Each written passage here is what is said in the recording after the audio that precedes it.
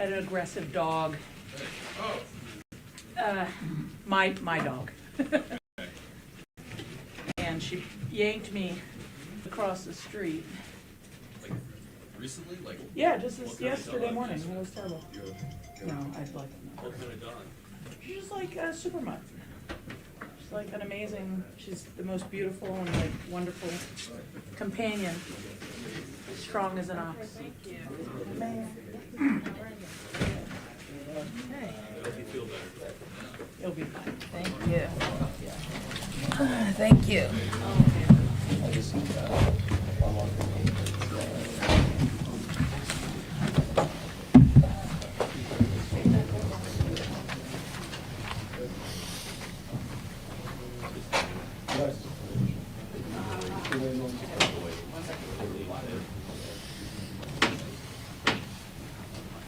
Thank you.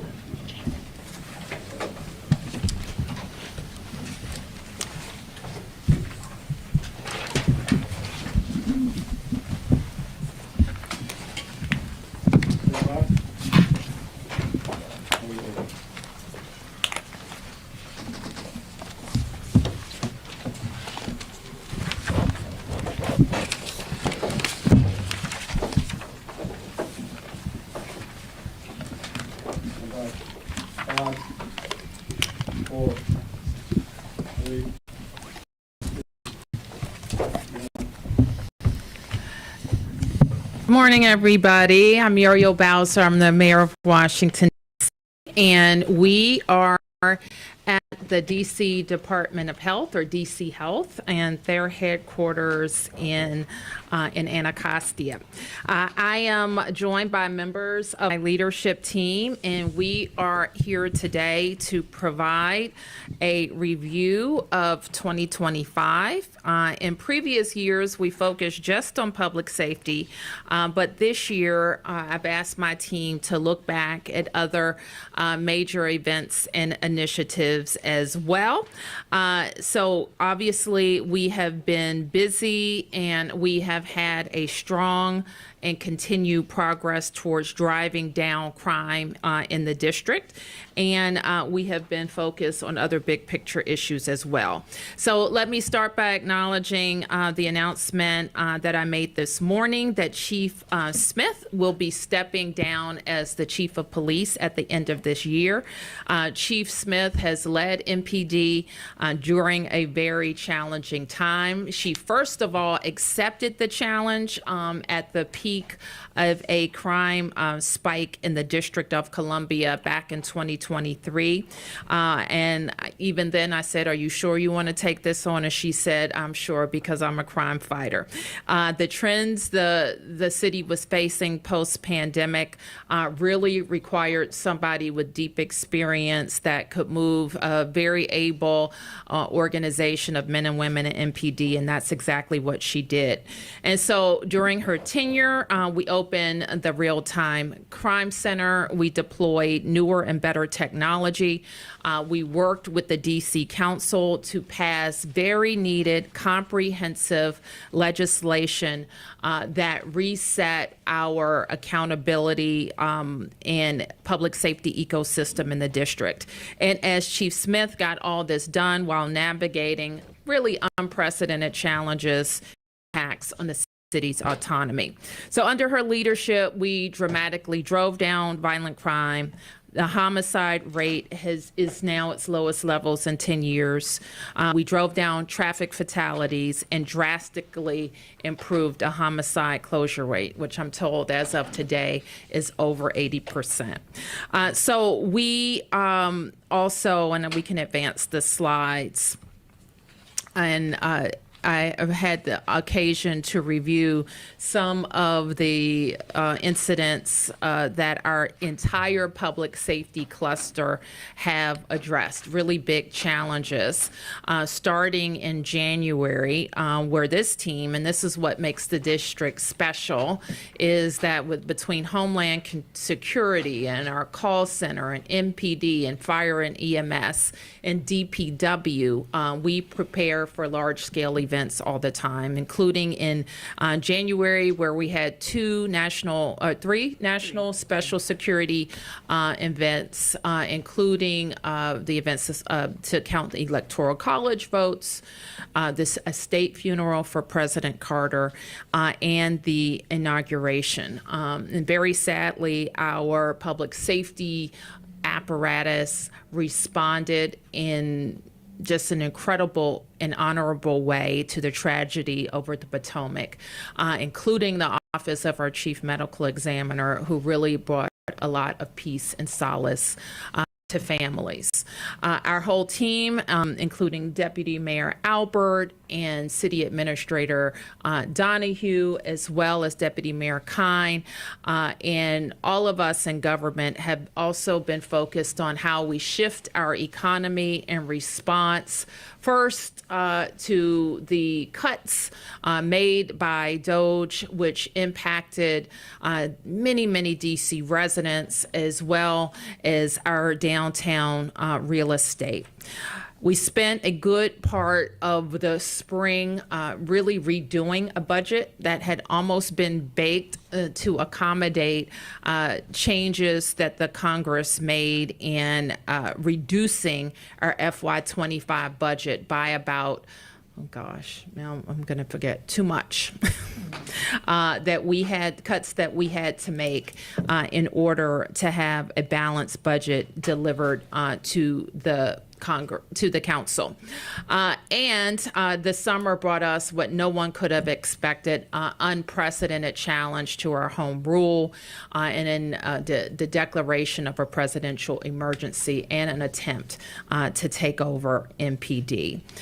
And we finished the year with the longest shutdown in DC history, in U.S. history, I should say, where we had to deal with a lot of uncertainty and continue to deliver for DC residents. So with all of those things, I'm proud to say that 37,000 DC government employees and my leadership team handled each one and is prepared for the district to come out stronger on the other side. So even with that, we had big wins throughout the year. We can advance the slides. We delivered and opened a long-promised hospital east of the river on the St. Elizabeth's campus. We've been very focused on St. Elizabeth's over my tenure and invested over $1 billion at the campus. Most recently with Cedar Hill, we opened the Whitman Walker Clinic as well as an advanced technical center, which is a big part of our new high school approach. There are new homes and apartment homes at St. Elizabeth's, Sycamore and Oak, which is our temporary retail village. The Care First Arena was our first big investment, and the Care First has come on as a named partner. And we opened several years back now a new men's shelter at 801 East, which is helping to transform lives. And more than that, and I think this is where I'm going to ask Deputy Mayor Albert to jump in, we have continued our focus on downtown DC. So with that, Nina? Well, the mayor launched 2 very aggressive programs to try and transform downtown DC. We continue to have a focus on that because that is a long-term project. With our Housing in Downtown program, we had set out to grow the downtown residential base by 15,000 new residents. And I'll just say, very pleased with the progress that we've made. And we are on track to deliver 8,400 new homes. And that includes homes that are incentivized by the programs that we offer, as well as private sector investments that don't include and have not pursued the Housing in Downtown program. We're also wholly focused on jobs. The mayor mentioned the impact that federal jobs have had on the DC economy. And so we have a goal of growing our job base through diversification means by investing in technology. And I'll talk a little bit more about that later, Mayor. Okay. And we've also been focused on all of the parts of our economic development strategy that highlights our culture, including opening the Go-Go Museum very near where we are. Art All Night continues to grow across the city with a number of activations. And we had a very, very successful World Pride in DC. We delivered on one of my biggest promises, and that is bringing the commanders home to RFK. At last year, we secured the 180-acre campus and a land transfer from the federal government. This spring, we inked a deal with the Washington Commanders, and in late summer, the council approved that deal. We are working diligently with the team to deliver the stadium by 2030, which is fantastic news for the district and for the region.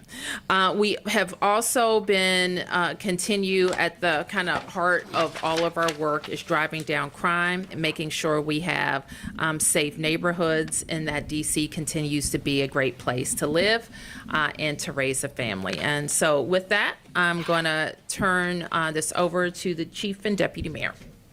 Okay, good morning, everyone. I want to begin by thanking Mayor Bowser, City Administrator Donahue, and certainly Deputy Mayor Lindsay Appiah for their continued commitment and support and investing in the Metropolitan Police Department. With just a few weeks left until the end of the year, we are seeing significant reductions in every major crime category compared to this time about a year ago. It's important to remember that these numbers are compared to 2024, a year that ended with significant crime reductions compared to 2023. Our robberies are down 36%, which includes a 49% drop in carjackings. And to put the carjacking decreases into perspective, in 2023, there were 959 carjackings that occurred in 2023. And to date, we have 243. Our ADWs are down 10%, and total violent crime is down 28%. As you can see, property crime is down 15% with a 29% decrease in burglary and a 21% drop in vehicle thefts. What I also want to add is that we tasked our district commanders to develop prevention plans within our commercial corridors with respect to burglaries. And those plans have also been significant in helping us to drive down crime, as well as our burglary reductions. And we're certainly keeping our businesses safe by conducting hundreds of checks throughout each district to ensure that our businesses have the safety that they need at this time. Next slide. As we look at our homicide reduction, we are making great strides in reducing homicides. And this is really driven by the high visibility work of our patrol officers, as well as the work that our detectives are doing each day whenever we come in contact with the crime in our city that results in a homicide. We are currently on pace to be at the lowest number of homicides in over 8 years. What we do know is that one person killed in our city is too many, and I want to take a moment to extend, of course, my condolences to those families who have lost their lives, their loved ones in our city. To date, our homicides are down 51% compared to 2023, and we are down 30% compared to this same time last year. As a number of homicides have decreased, our detectives are closing more cases. We've made 103 homicide arrests so far this year, which culminates into an 82% closure rate, which is the highest that we've seen in 13 years. Our homicide detectives are the best in the business. In addition to their expertise, we are working very closely with respect to our homicides because we have better technology, and we certainly have a partnership with the United States Attorney's Office. The U.S. Marshal Service's Capital Area Regional Task Force has also been very instrumental in ensuring that as the warrants are signed by the U.S. Attorney's Office, they are out there taking custody of those individuals who are responsible for those homicides. When we look at our shooting reductions, what we do know is that we are decreasing homicides and keeping our communities safer by driving down the number of shootings in our city. Nothing makes our communities feel less safe than the sound of gunfire or gunshots. Shootings are down 52% since 2023 and 32% compared to the same time last year. There are 488 fewer shooting victims this year than there were just 2 years ago. And that is an incredible reduction in the trauma experienced by some folks in our neighborhoods. We know we do have a lot more work to do, but we're confident that the strategies that we currently have in place are going to continue to make an impact in those areas. We're also identifying conflict and results to gunfire. Our Office of Criminal Intelligence is monitoring disputes between competing groups on social media, and I think we have been seeing a lot more success in being able to identify who the, I'll say, culprits are with regards to our shootings. We are also reacting faster to trends, analyzing recent calls for service for the sounds of gunshots, and we're crafting our deployment based on the various trends and patterns that we've been seeing on a daily basis. And we are committed to removing illegal firearms from our streets. We've recovered more than 5,000 firearms over the last 2 years, including 2,608 firearms this year thus far. One of the things that was really significant outside of the shootings and homicides that I heard from community was traffic. Keeping our communities safe is more than just reducing crime. It's also about making sure that our roadways are safer. And last year, I expanded the size of our traffic enforcement team. The unit is now able to conduct almost daily enforcement operations. And this work has made a difference, and it has been impactful. Our traffic fatalities are down 47% compared to this same time last year. We also we established the traffic safety compliance checkpoint in 2023 on some of our busiest highways, and we've conducted 58 checkpoints this year, where more than 4,100 motorists have received notice of infractions that have been issued. These checkpoints are not just focused on issuing citations. They're really about educating drivers, reminding them to slow down, and certainly reminding them to stay alert. We're committed to expanding these efforts and to build up on this same progress in 2026. We also know that keeping our communities safe cannot be accomplished without building trust with our residents. We continue to focus on the best way to reach out to our youngest residents. In April, I launched our Juvenile Investigative Response Unit to better respond to youth-involved crimes and to increase our outreach to juveniles who are currently in the criminal justice system. Our JIRU, which is what we call it, investigators have worked on investigation that has resulted in 227 juvenile custody orders. Those investigators regularly check in on our juveniles in the criminal justice system, ensuring that they are in compliance with the sentencing guidelines. And we have spoke at length about our efforts to curtail large youth gatherings where there is disorder in particular areas around the city. Since emergency legislation was enacted in early July, I've declared 15 curfew zones with only 19 curfew violations in those zones. These zones have been a tremendous tool at reducing disorderly gatherings. And I will say that we are committed to creating as many positive spaces that we can and supporting those efforts around our city where we know there are places and spaces where our young people can go to congregate. Our outreach team this year has hosted more than 2,000 events, which were attended by more than 110,000 residents. And I believe that interaction by our commanders and by the members of the police department has made an impact and a difference in our community. And finally, the most important asset to our police department is our people. I want to thank Mayor Bowser and Deputy Mayor Pia, who continue to allow us to make significant investments in our workforce this year, and we've remained focused on encouraging folks to join the Metropolitan Police Department.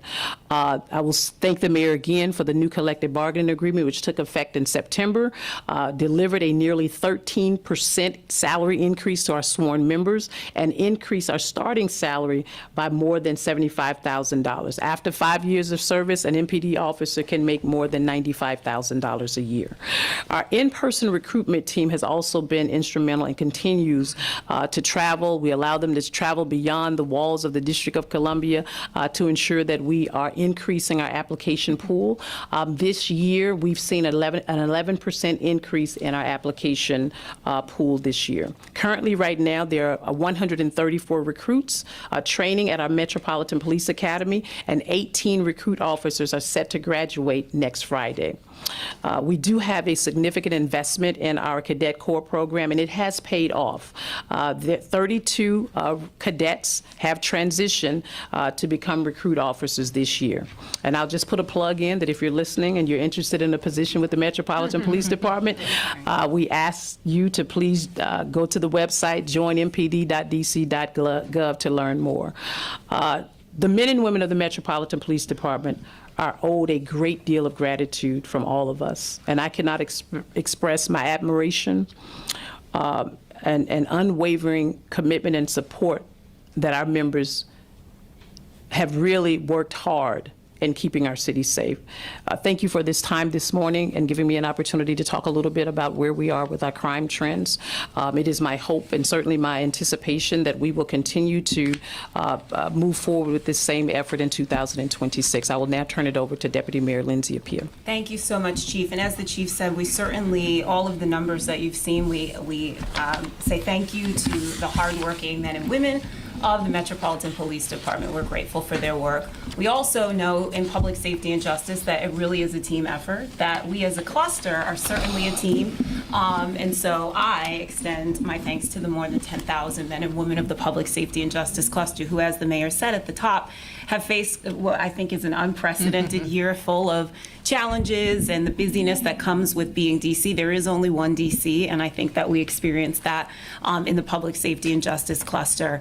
How we are able to see the numbers that the chief said, it is a team effort, and it involves investing in the men and women of the public safety and justice cluster and also in technology. Those have really been key investments that the mayor has made over the past couple of years. You've heard us always talk about recruiting, but we know that the way that we can make and ensure that our teams are most effective is by investing in our people and in technology. And so an example of that, you heard several investments that have been made in people at the Metropolitan Police Department and our Real-Time Crime Center. We've also made investments in other parts of our system that are critical. We all know that, you know, when people dial 911, it's very important that we're in a position to always have well-trained men and women who are able to answer the call, that they have the technology and equipment to do that. And so this year, we, through investments Mayor Bowser made in the FY26 budget, we were able to increase the salaries of the call takers and dispatchers at the OUC, putting them right at the top of the nation in salary. And also investing both at OUC $1 million in call taker recruitment and retention, but across the public safety and justice cluster, there have been investments to make sure that we not only bring new people in the door, which we are in a very competitive environment in the District of Columbia, but that we retain and keep really high quality, well-trained individuals. And so we are grateful for those investments. We also, again, technology is vitally important to make us more efficient and effective. And this year we were excited to reopen the original Public Safety Communication Center, which was an $18.5 million project. It represents an investment in interoperability and our ability to make sure that no matter what happens, that we're always able to answer the call, to train our call takers on the most high, the best technology there really is in the country in public safety communications to give redundancy. And that's what that center certainly represents. It also is an investment in, Deputy Mayor Alba will talk about more, but in the McMillan site, it's our government investment in new spaces and communities that we're developing in the district. And so that is something we're deeply excited about. We also, all of these investments pay off. And what we saw this year is what I know to be true and what people across the country know to be true. The men and women in the public safety and justice cluster and these agencies are really the gold standard in public safety. And so this year we had many of our agencies that received national accolades, awards, accreditations that put them in a very, very small pool of people. You see the Department of Corrections, which was reaccredited, making them just one of 13% of jails that are accredited by ACA. Reaccreditation accreditations at DFS and OCME. OCME was also named the Medical Legal Death Investigation Office of the Year by the International Association of Coroners. Our Fusion Center at HCMA was named Fusion Center of the Year. Our Fire and EMS received Class 1 insurance rating, which is one of only 500 departments out of the 22,000 in the country to receive that rating. That was a 10-year process that culminated this year. And our OUC was recognized as they received the Annual Technology and Leadership Award and also received training accreditation. And so across the cluster, while providing high-quality services, helping to drive down crime and make sure the city is safer, our agencies are also performing at a level that's acknowledged by their peers across the country, and so we're extremely proud of their work. And so with that, I'm going to turn it back over to Deputy Mayor Albert. Well, thank you so much. Mayor, thank you for your leadership and unwavering commitment to support DC residents and businesses, particularly during what has been a challenging year, but I believe that we are coming out stronger. Heading into 2025, we knew our affordable housing system was under serious duress. Mayor Bowser convened stakeholders from across the housing community that included providers, investors, tenants, and advocates to produce the Rental Act, a comprehensive piece of legislation that would protect the district's $1.4 billion investment in affordable housing. Also, so that we could overall look at strengthening our local housing ecosystem and make sure that DC continues to be a national leader in affordable housing. I do want to thank all of the partners that had helped us get past this critical reform package and enacted. And as we look to the future, we are looking to push for additional measures that are designed to stabilize and strengthen our housing ecosystem, because affordable housing is among the district's and this administration's top priorities. Of course, the reason why the district has been a national leader in affordable housing is because of the mayor's $1.4 billion over the last decade, and that has helped us add more than 15,000 new affordable homes citywide. The mayor had made the promise that our government would be a consistent and predictable financial partner, and the $100 million plus that the mayor's put into the Housing Production Trust Fund every year has been at the core of this policy priority. We also set bold housing goals to guide our vision, including neighborhood-specific goals that would drive housing production across the city. This fall, we welcomed residents, for example, into the Louise Senior Apartments, our first HPTF-supported project west of Rock Creek Park. The best way to blunt rising cost of housing is to build more housing. All types of housing across every parts of the income spectrum. And so we saw a lot of innovation over the past 10 years and in 2025 alone. At Buzzard Point, the stacks are delivering more than 1,100 new homes for DC residents, and it's in a mixed use and mixed income neighborhood. That development didn't happen by accident. It took shape after the district made catalytic investments at Audi Field, and that has transformed that sports anchored, I'll come back to that, stadium has transformed this part of the city, Buzzards Point. We also opened Mary Center, DC's first dedicated LGBTQ plus affirming communal living space for seniors. In Anacostia, we cut the ribbon on the first Anna Townhomes, a DEMPED project that created new affordable transit adjacent home ownership opportunities. And just down the road, we opened projects at the Bridge District and Berry Farms that are delivering housing and amenities to Ward 8. And another example of innovative housing, but in the human services space, is the opening of the E Street Bridge Housing Apartments. We opened this in October, and it represents the second non-concrete bridge housing program we have, building on the success of the Aston and the Foggy Bottom area. This is a critical part of how we drive down homelessness and drive down our unsheltered population. So what makes this unique? Well, first, it's an apartment building. It's not low barrier shelter. The apartments are designed to accommodate those who are unsheltered. The vast majority of the people who reside in these apartments came right from encampments and right from the street. Services such as mental health services, substance abuse services are located on site. No one has to go anywhere. And it blends into the community in which most members of the community don't actually know that the majority of the folks in that building actually were unsheltered before they came in. And this allows for us to be able to make an offering of housing to an individual who might not want to go to low-barrier shelter, and provides them an opportunity to get stabilized in services to prepare them for long-term housing programs like our permanent supportive housing program. And it's a program that has been vital to driving down our point-in-time count homeless population, as well as a very significant reduction in our encampment population in DC. So we started the conversation talking about an unprecedented year and the acceleration of the need to diversify our economy. That means that we identified our high-growth industries, and there are a variety of them, but tech is among them and one of our fastest growing, and we'll also talk about sports and entertainment.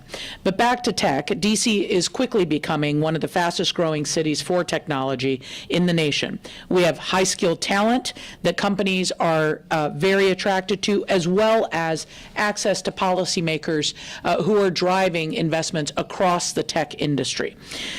We've seen major companies like OpenAI, NVIDIA, Cisco, SpaceX, and others making moves to have a presence here because they recognize not only the talent but also the access that only DC can provide.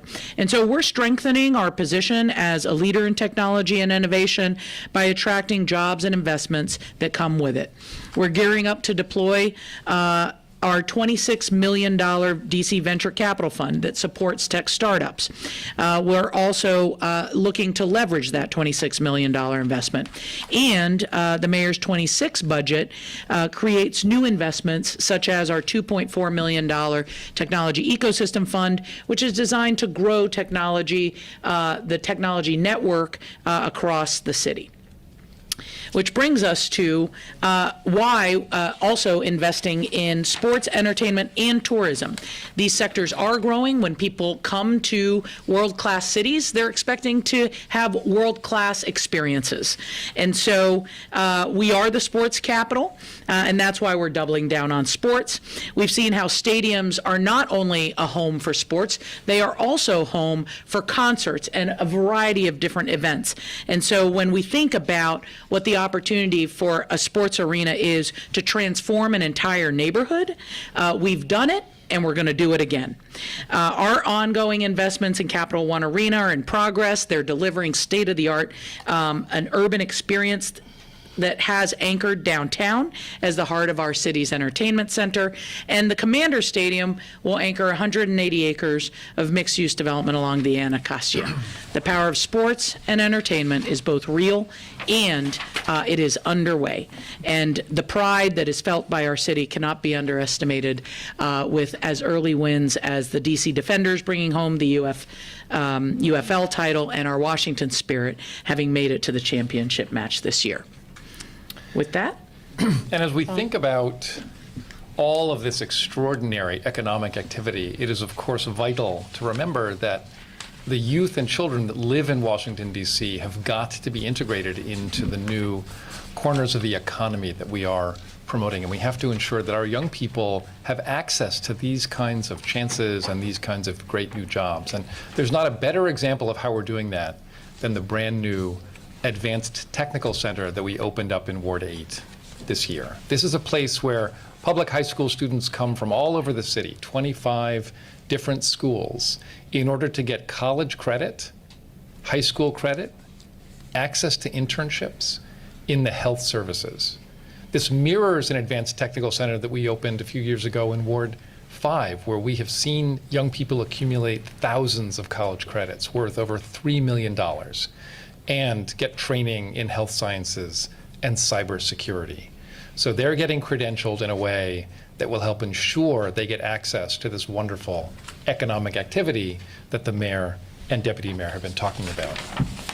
And as we think about this reimagining of our high schools and our secondary experience, it's also not just in the public schools that this is taking place, but we recognize that employers and businesses are an essential part of this equation. So we are making sure young people have access to wonderful work-based learning opportunities, internships and apprenticeships. You all are very familiar with our summer youth employment program, where an astonishing 11 to 13,000 young people every summer get placements in our local employers.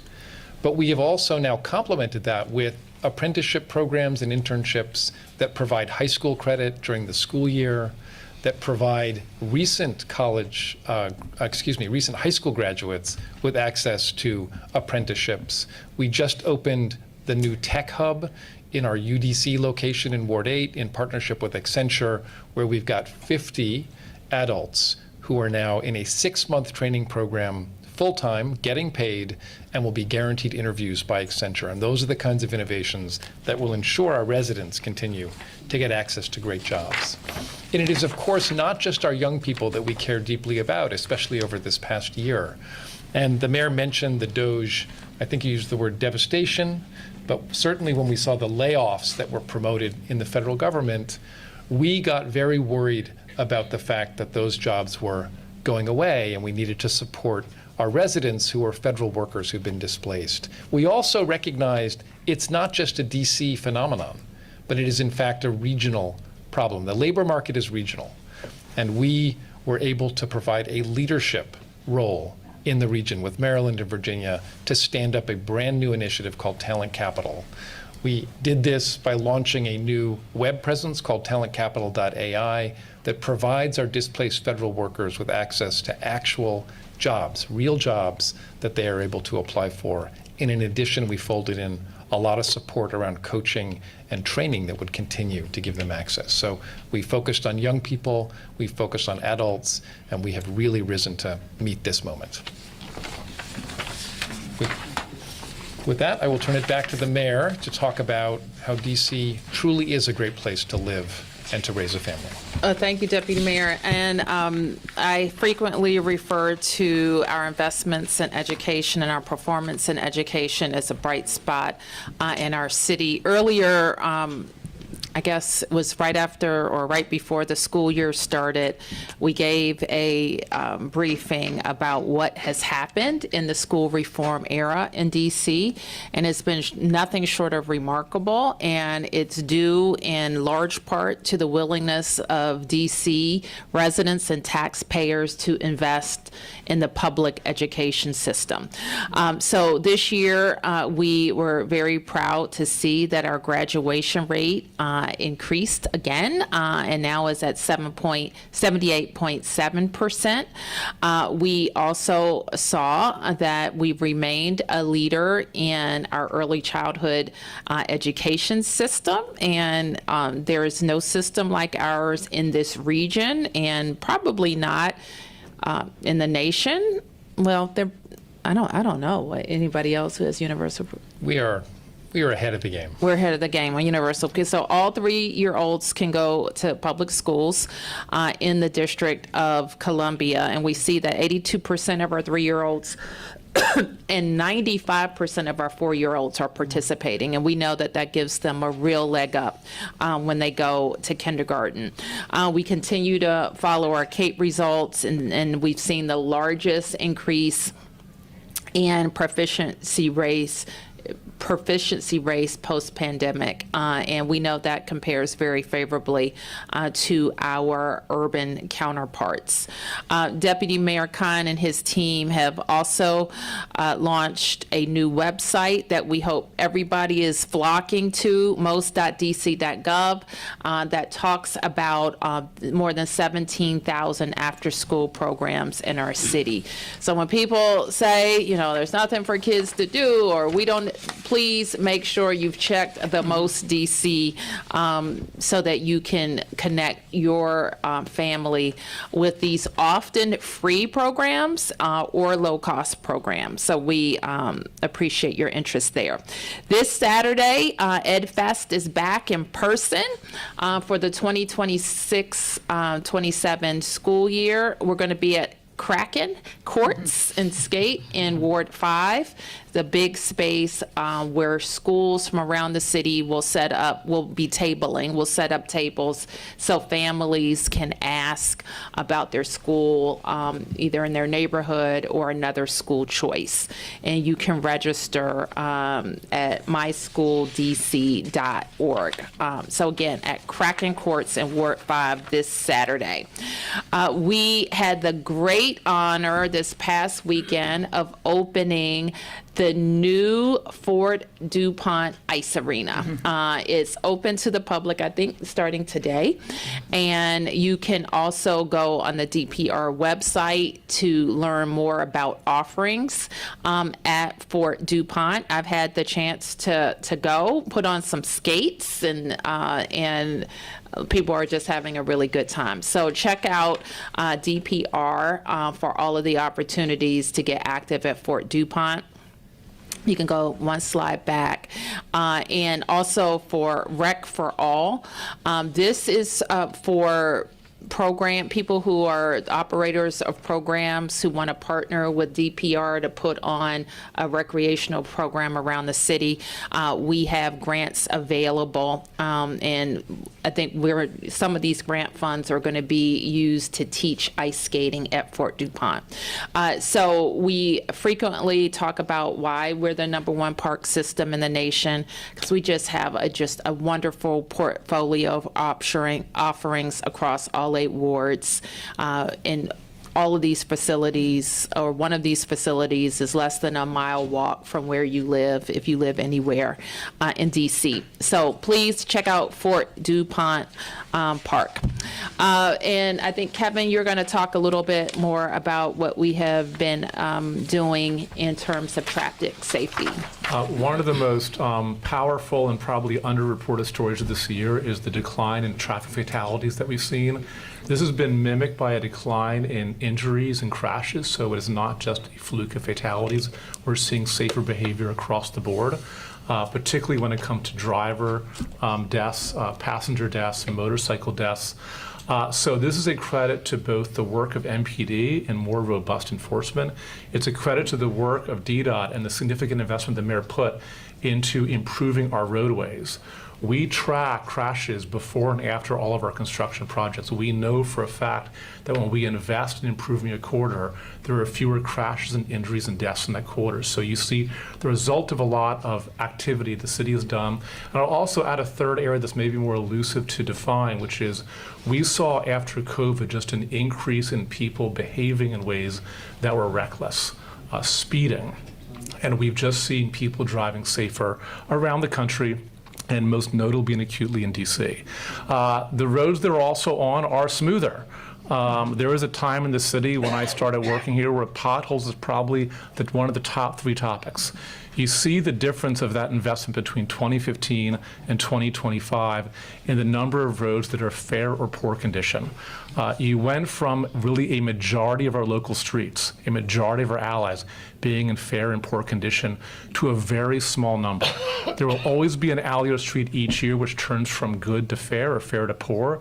As they do that, we invest and we repave them, we resurface them if we have to, reconstruct the whole roadway. So these are improvements that people feel and see every day, and I think are just wonderful tribute to the investments we've made over the years. Thank you, Kevin. And one of my favorite little factoids on that slide is from Dave Thomas Circle to Mamie Johnson Plaza. And it's it's kind of emblematic, I think, of some work that we have been able to do where we can do it from start to finish. From getting control of the circle, including a restaurant that was in use, to making it safer in just a few short years. As part of being in Washington, D.C., you can do those types of things. So we continue to work with all of our crews, and so from DDOT to DPW to DGS, these are just a few of our agencies who are responsible for keeping the city clean and safe, and we want to say thank you. And finally, I want to announce our Fresh Start 5K.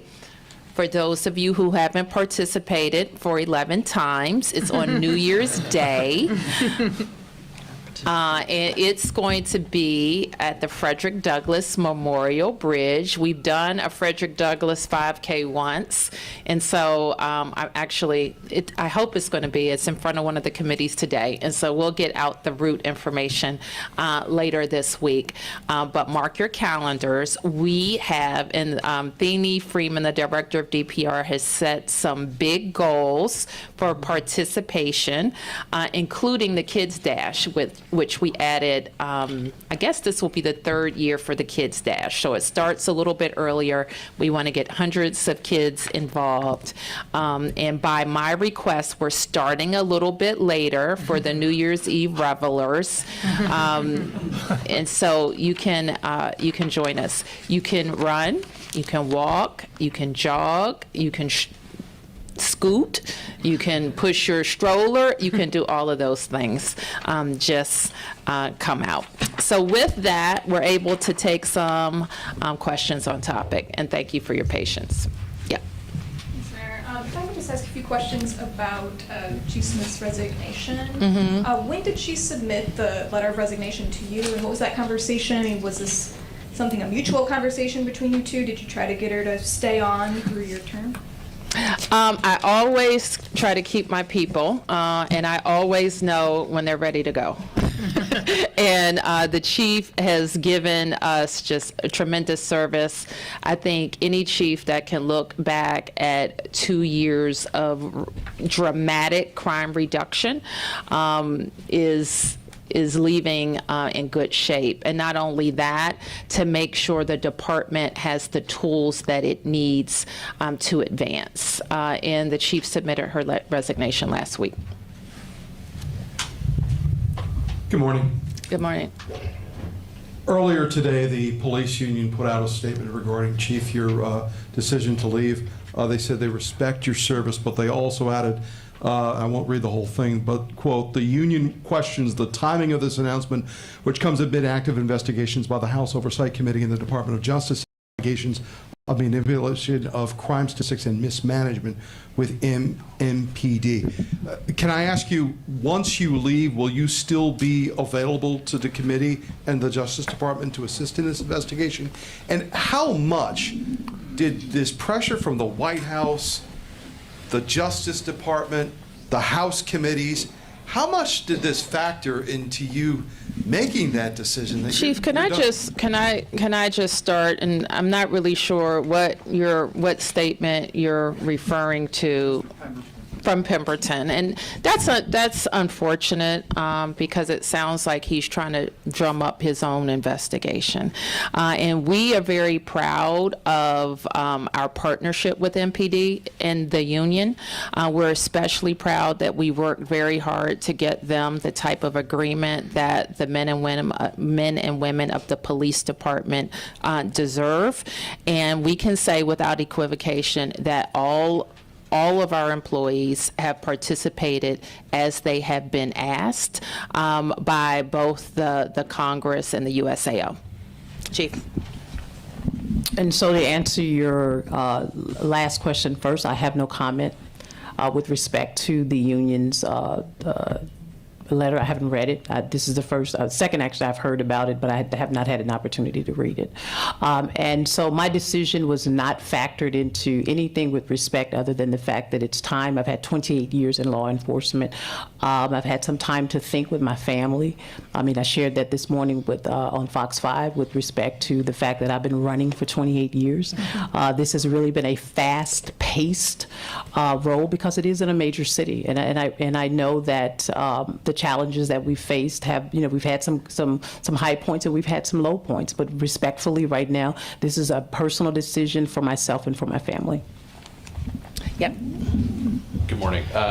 Chief and the mayor as well, what kind of comes next in this process? We know you're staying on through the end of the year, but is there an interim? Can you speak about the process a little bit about finding the next chief of police? If there's anybody in mind you might want to talk about. No, we will. I will make an appointment at the appropriate time. Yep. Peace and blessings. This question is either for you, Madam Mayor, or Chief Smith. Just in terms of the collaboration with the federal law enforcement, what latitude or what strategy are you going to employ just to ensure that there are no more warrantless arrests on the part of ICE, just given what the court decision that came out earlier this month? And just piggybacking off of that question, what reflections do you have in terms of just the post-search cooperation? What went right? What went wrong? Just you coming out of your position as chief, how would you have gone about your MPD's relationship with federal agents post-search? So first of all, I wanted, and thank you, Sam, for that question. We've always had a relationship with our federal partners. I mean, this is not new. I came from the federal government. It's 24 years. And so those relationships that we've had the surge have always been there. What I will add with respect to once the surge began, the strategies that we have in place right now, I mean, I think we've said it a lot, that we do not work with ICE. We do work with our other federal partners, and the way that is designed and created, I think, has helped us to some degree with regards to making sure that if they're going to be here, that we have an opportunity to know exactly, where they are and how we can they can work with us in the space of public safety. They are assigned to all 7 of our districts. They do come to attend our roll calls, and then they do go out with our crime suppression team and our special mission unit officers. If I may follow up. Sure. So my understanding is that HSI and ICE are sort of, if not the same entity, they're under, the name of the entity escapes me, but my understanding is that they're one and the same. So in terms of the 2 instances that took place on Bending Road and around Sheriff Road, those, in a sense, at least as residents see it, did involve ICE. So just speaking as a reporter, I would like some clarity around the nature of that relationship, because to your point, federally and locally, law enforcement has been collaborating, but with my 4 eyes, I can see that the relationship has changed from August 11th on. So, as a reporter, once again, I'm just trying to get a sense of, once again,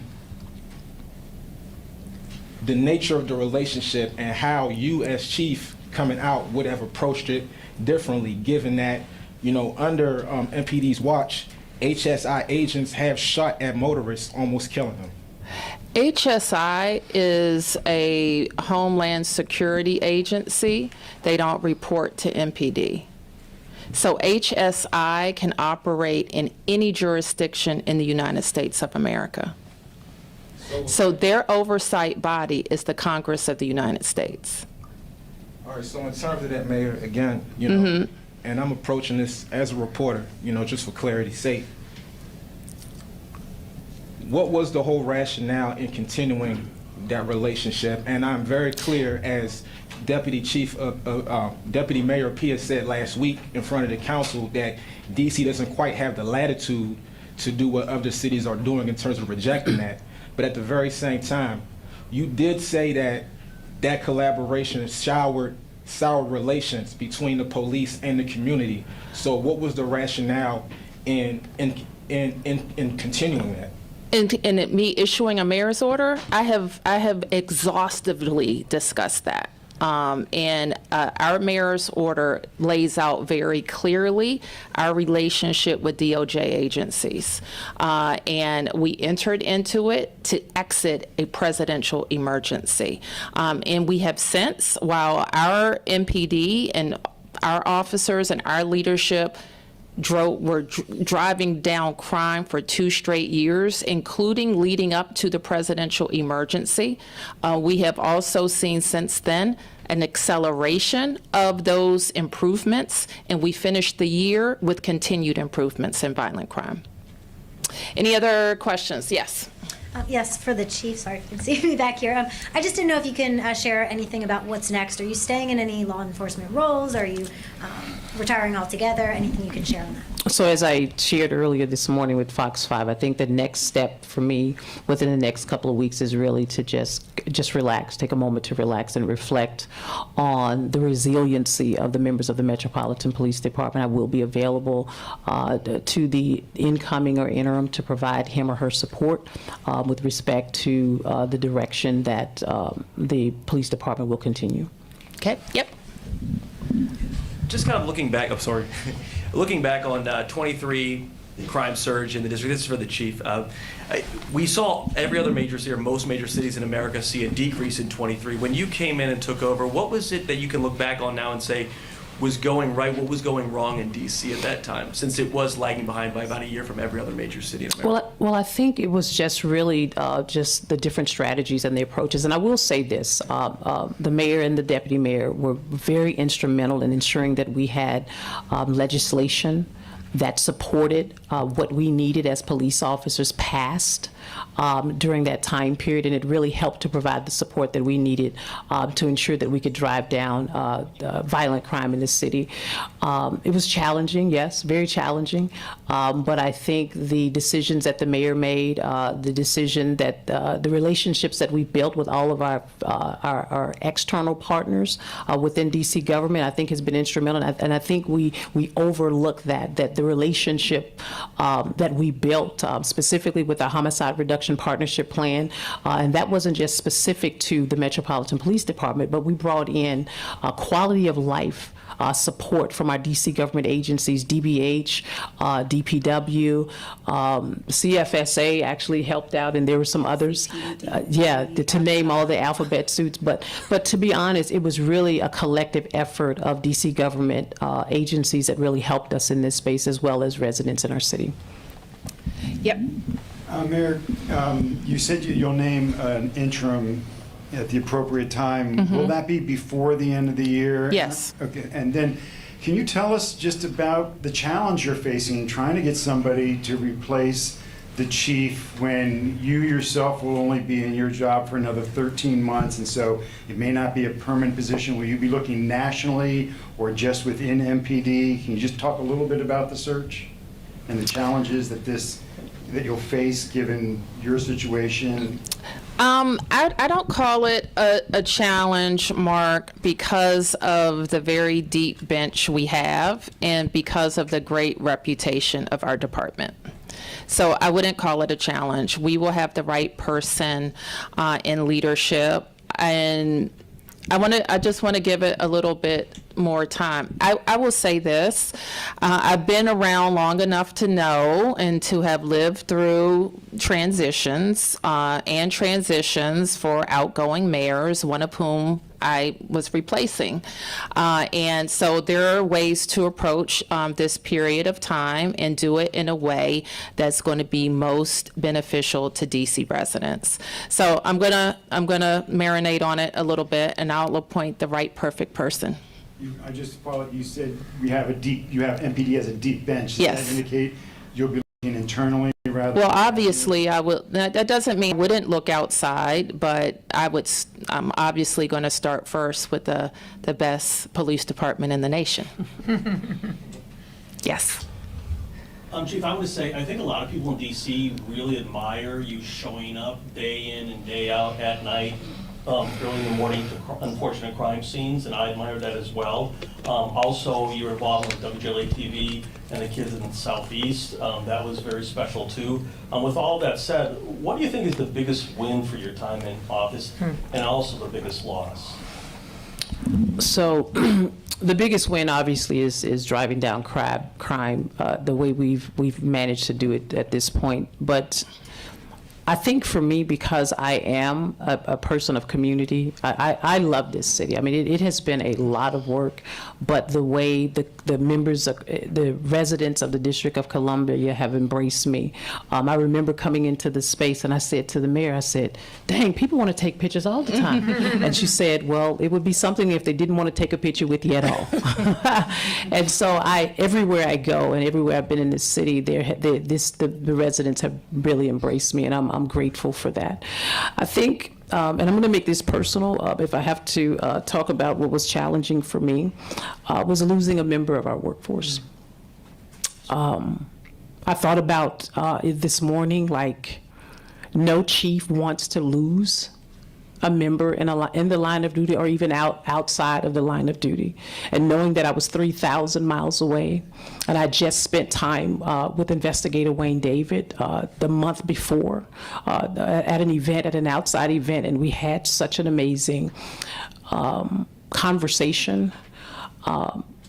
That was probably my lowest point on the job. I didn't know how I was going to get through that, and I don't think people understand, being a chief at the top of an organization, it can be lonely at times, because one of the things that we always have to do is show up strong every single day in this space, and I certainly appreciate, and I'm going to say this, Deputy Mayor Lindsay Appiah, she's walked the streets with me sometimes at night when I was first in this space. I mean, we're stepping over police tape and lines and all kinds of things, and I was like, ooh, did I know what I got myself into? But I also appreciate the continued support, and my weekly meetings with Mayor Bowser has been something that I probably have never experienced in leadership. What I can say about the mayor's leadership for me is that she's not overbearing. She's been very, very intentional about allowing me to lead the police department and lead the city. And then there are moments where she's had to sit down and say to me, hey, we need to get this crime down. I'll never forget that day. And I walked out feeling like, okay, I've got to look at different initiatives and different strategies. And I wanted to make sure that we had the best leadership in place. And the mayor said it best. We have a bench of men and women at the Metropolitan Police Department who I would stand up against anyone across the United States 10 toes down. They know what to do. They know how to lead. They know how to manage. I also would like to applaud Chief Conti, who stood up the DC Police Leadership Academy. And that is a space where we build a generation of leaders, not just here in MPD, but across the United States. We have a long list of folks in line to take that class, leaders across the country. And so for me, it was really about continuing to build leadership. So at any point in time, I chose to walk away. The mayor, as she stated, it won't be challenging. She can look at the depth that we have and make the best decision for continuing to move our police department and our city forward. Okay. One. Beatrice Peterson, ABC News. Police Chief, another question for you. I was wondering, what do you hope your legacy will be as Police Chief? And what advice do you give for the next Police Chief? You've done 28 years of service federally and locally. So what do you hope that they can do for the next? So I'll go with the 3 C's for you have to be able to communicate. You have to have excellent collaboration, not just with our external partners, but with our DC government partners. And the person has to have a passion for community. The residents in this community, my phone rings all time of day, all time of night, and you have to answer the call. You have to answer the phone. You have to show up. You may have to sit in somebody's basement to have a conversation about something. You have to dress down sometimes. Sometimes I'm in community and people don't know I'm there, and it's just to protect the anonymity of the folks who really trust the Metropolitan Police Department, but sometimes are afraid to share the information that's necessary. And so I think those are the 3 critical things: communication, collaboration, and you have to be involved in community. Okay, last 2. Oh, go ahead. Legacy? Let me think about that. Okay, last 2 here. Yep. Thanks. Chief Smith, I wanted to ask, for when you have your incoming interim police chief, the challenge right now is certainly with the federal Joint Task Force. And I wonder if you can elaborate on, A, the specific guidance you have given commanders or rank and file officers about how to handle that, especially when it comes to if federal immigration officers want to step in, a traffic stop, and then what advice you would give the next interim police chief. I don't think I have to give him or her any advice. We've walked through this path together for 2.5 years. The leaders that you see in place, I meet with them on a weekly basis, sometimes 2 and 3 times a week. We talk about what's happening in the city. They know probably better than I do what's happening in community from day to day with our federal partners, because a lot of them are very intimately involved, especially our commanders. So at this point, I don't need to give them any advice. I think what I'd like to do is give them encouragement. And can you elaborate on any instructions that you have given? With the same instructions that we've had up to this point. If he or she chooses to go in a different direction, I will leave that up to the chief or interim chief to make that decision. But as of right now, we've been working in the vein in which I've advised, and it's working for us. Appreciate it. I have a budget question. So last week during the legislative meeting, when the council extended the juvenile emergency curfew, it was my understanding that they wanted to see some budget priorities in terms of services and recreational activities for youth. Has there been any thought in acquiescing to that? Do you have any thoughts on, either Mayor Bowser or Chief Smith around just what the council is requesting? Is it anything? Well, the council, as you know, is the budget maker. They completed the budget for this year just in, I don't know, what was that, August? The first week in August. So I'm assuming that they laid out their budget priorities in the budget. Sorry, I meant for FY27. Well, FY27, we won't issue that budget until March or April. Right, and then so again, April 15th was their deadline because they wanted to see your priorities for FY27 before they started entertaining the possibility of permanent legislation. I'm not sure I follow your question. I'm not. So my question is that April 15th, that was the deadline that was imposed. In 2026? In 2026, yes. Okay. Because they wanted to see your priorities for FY27, and if you were going to, I guess. Oh, you mean for the juvenile curfew? That was a date that was associated with that? Yes, ma'am. Oh, I got it. Okay. I wasn't aware of that, but okay. So in terms of your priorities, have you given any thought as to, acquiescing to that? Or is there anything in terms of programming that you see you can add, or, is the council, are they out of step? I won't say, I won't say they're out of step, but they may not be as aware about the vast programming that's available. And so we would want everybody, not just the council, but all of our agencies, as we do every year in the budget formulation process, we're looking at what works, what doesn't work, what needs to shift. I do think it's a bit of a red herring to talk about that in the juvenile curfew. I think they're two different conversations. And I would hope that the council wouldn't punt on what is working. I mean, what did they do? Did they pass it? They extended it temporary to April 15th. Got it. So we are, I would want to make sure that they're keeping tools in the toolbox that work. And it's really separate and apart from questions about recreation activities, in my opinion. Right. Thank you, everybody.